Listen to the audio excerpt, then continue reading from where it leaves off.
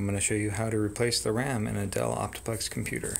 So we're going to start by shutting down and unplugging, and I've moved it away just so we can see, but you don't have to unplug anything but the power.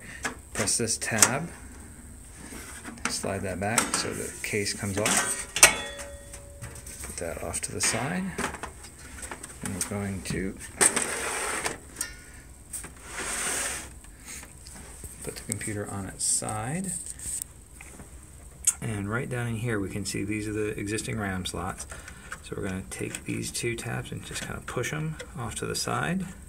There's one over here, and you can't really see it. There's another one over there.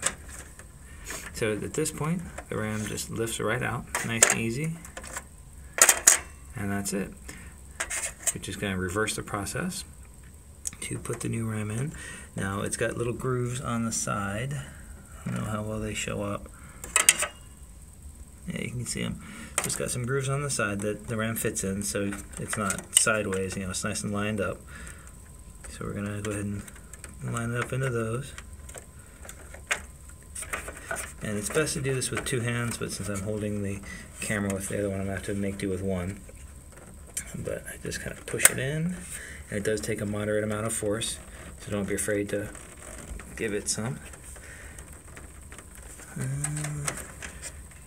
That's not. Nope, see, this isn't going in very nicely for me, so I'm gonna go ahead and redo that one.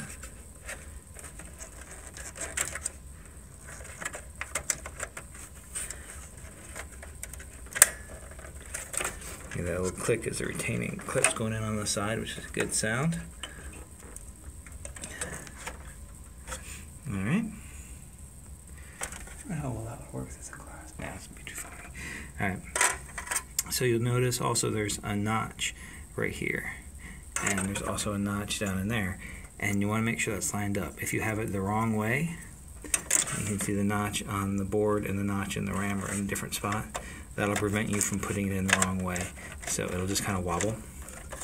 So if that happens, just turn it around and push it in.